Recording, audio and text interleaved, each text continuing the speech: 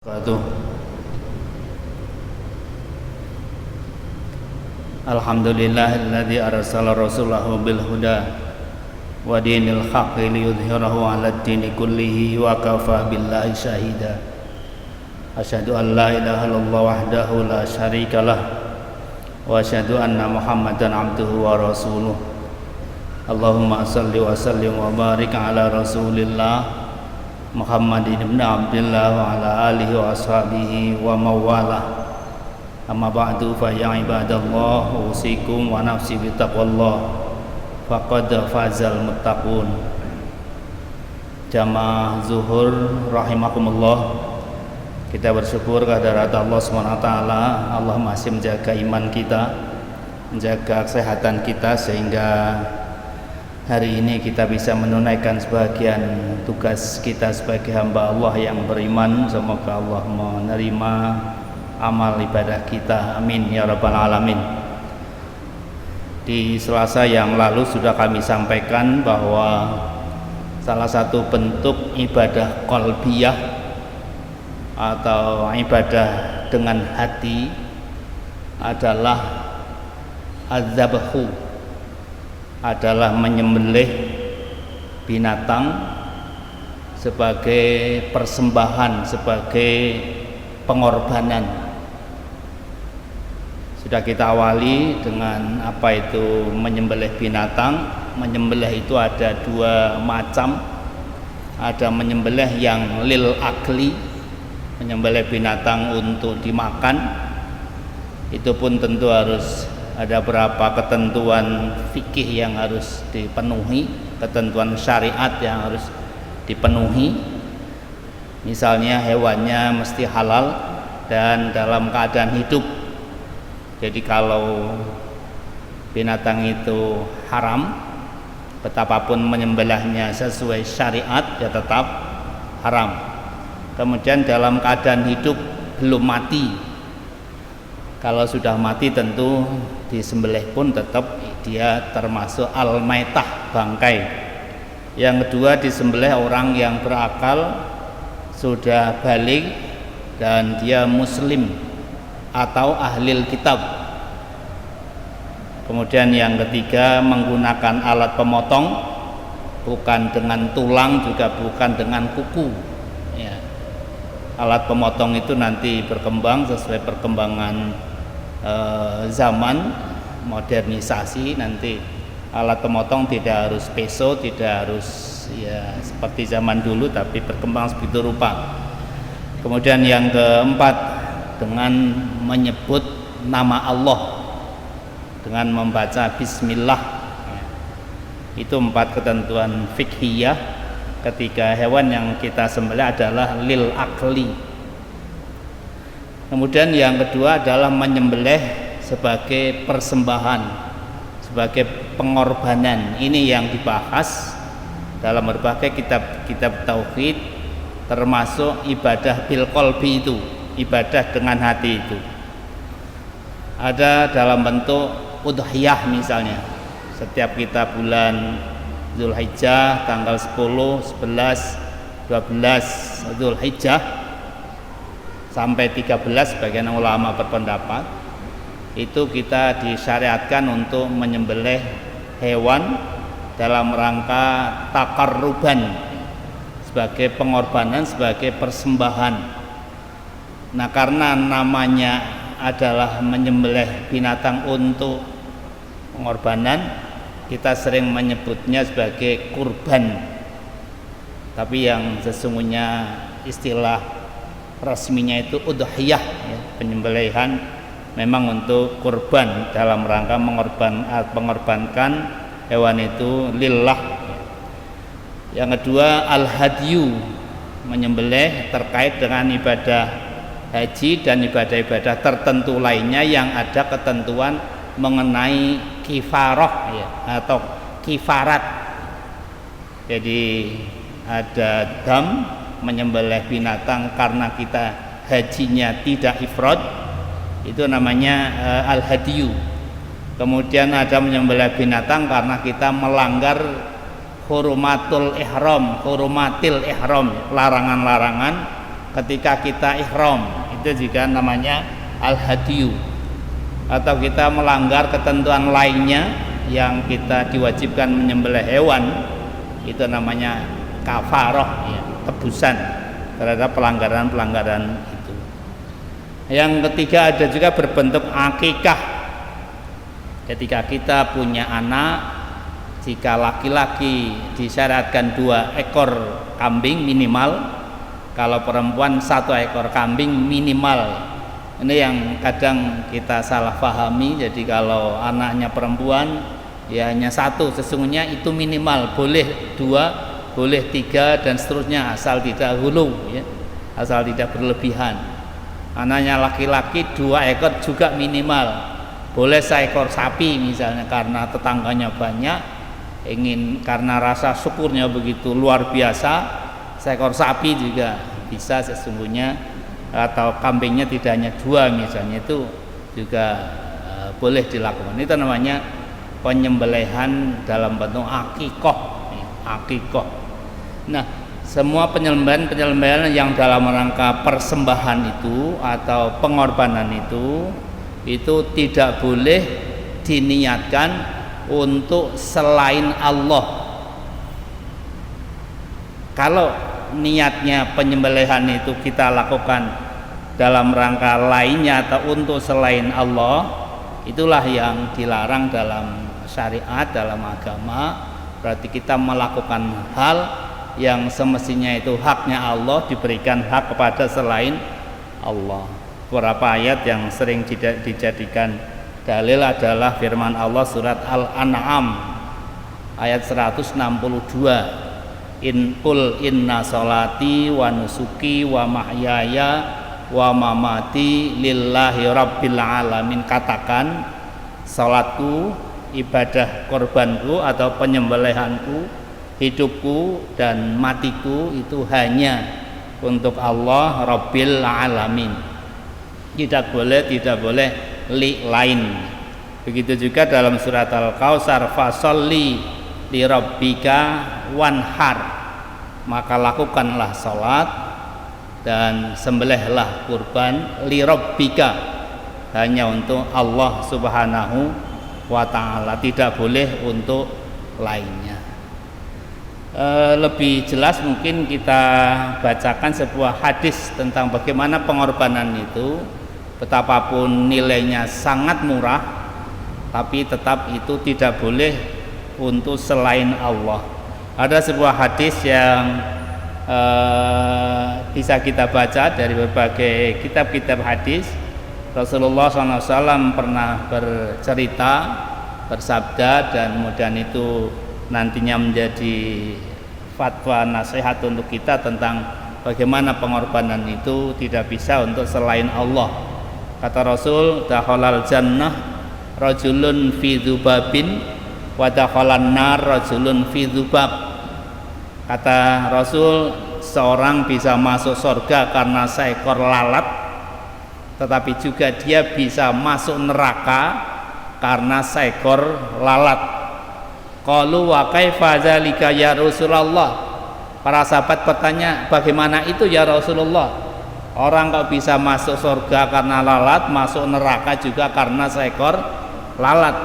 Qala, maka Rasulullah menegaskan, menjelaskan, marra rajulani ala qaumin lahum sanamun la yajuzuhu ahadun hatta yuqarriba lahu syai'an. Ada 2 orang laki-laki yang suatu saat melewati suatu daerah yang dikuasai oleh suatu kaum, dan kaum itu punya sesembahan sonamun, punya berhala yang biasa mereka agung-agungkan, mereka persembahi sesuatu untuk pengorbanan pada sonamun itu, berhala itu.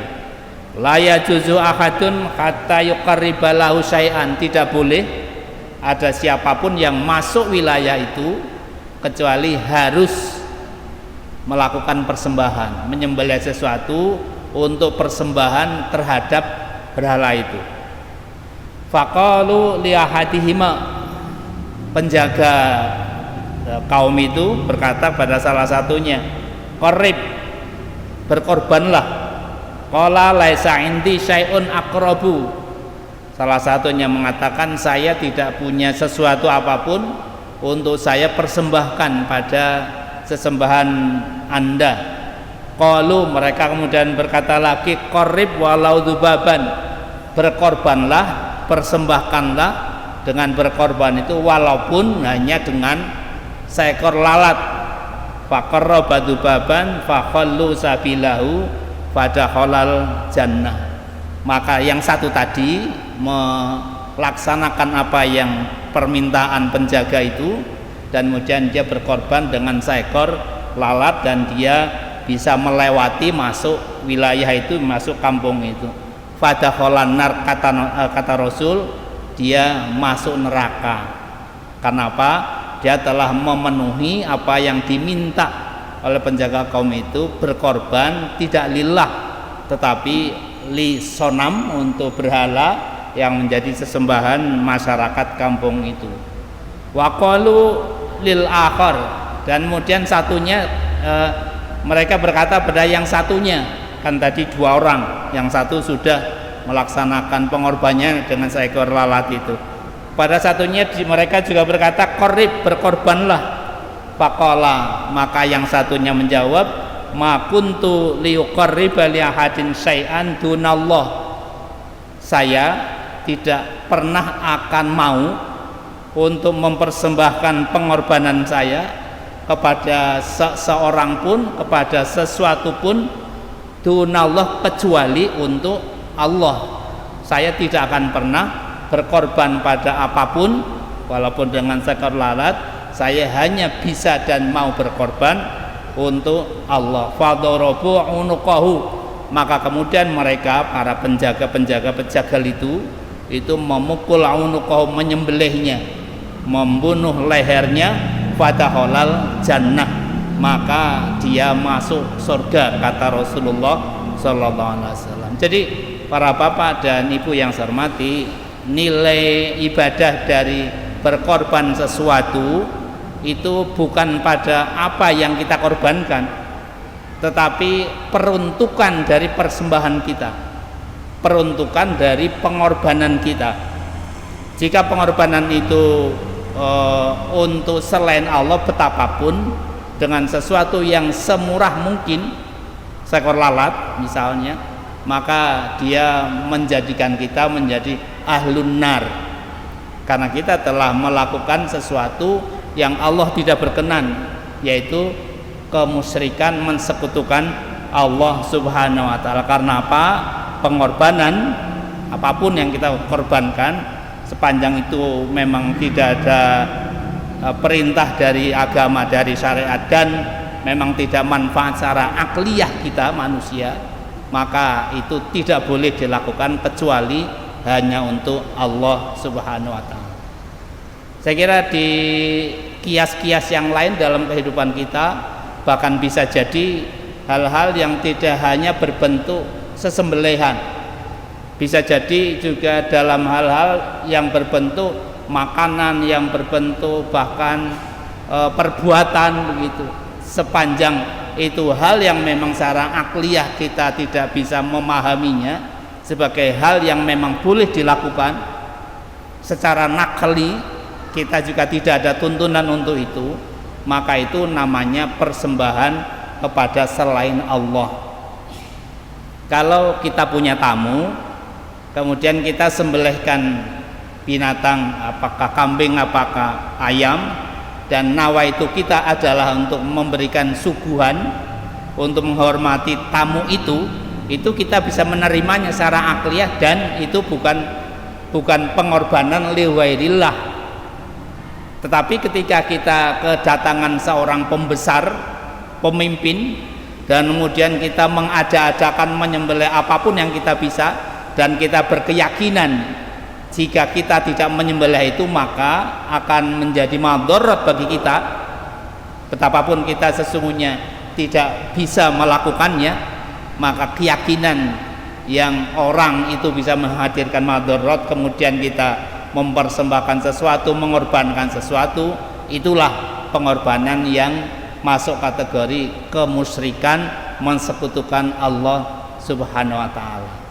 Begitu juga dalam bentuk-bentuk yang lain seperti yang pernah jadi viral beberapa saat dan itu menjadi budaya bagian masyarakat kita, yaitu sesajen.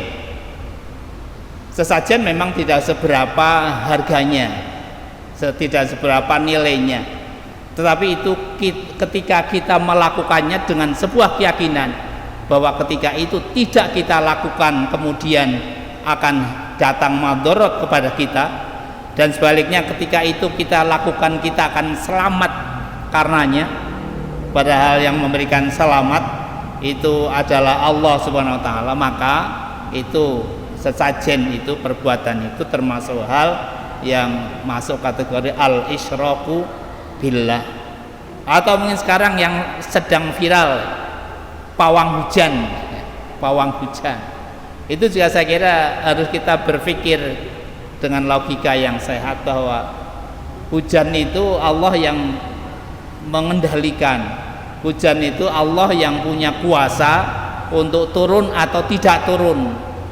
Saya ketika ada makhluk siapapun dia, seberapapun hebatnya dia, itu kita meyakininya bahwa dia bisa mengendalikan hujan, maka bisa jadi Allah tersinggung karenanya. Lah nyatanya ada kadang-kadang pawang hujan yang bisa mengendalikan hujan yang memang saat itu dijadwalkan atau dia kendaki untuk tidak turun. Jangan-jangan juga itu adalah campur tangan setan. Jadi konon setan itu juga kadang diberikan informasi oleh Allah, kadang diberikan kesempatan oleh Allah untuk memahami, memiliki info yang manusia pada umumnya tidak tahu, dan kemudian dia bekerja sama dengan pawang-pawang itu dan kemudian memberikan informasi bahwa kapan akan hujan dan kapan tidak, dan seakan-akan pawang itu yang kemudian bisa mengendalikan turun atau tidak turunnya hujan itu. Yang jelas bahwa ketika hujan turun, Rasulullah tidak mensyaratkan kita untuk melakukan apapun macam-macam.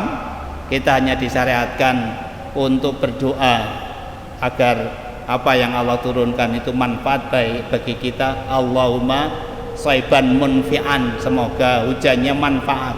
Atau doa-doa lainnya, atau ketika kita butuh hujan, kita disunnahkan untuk melakukan sholat istisqa, bukan dengan cara-cara lain yang logika kita tidak bisa menerimanya. Begitu juga termasuk hal-hal yang logika kita juga tidak menerima, nakli atau wahyu juga tidak memberikan tuntunan.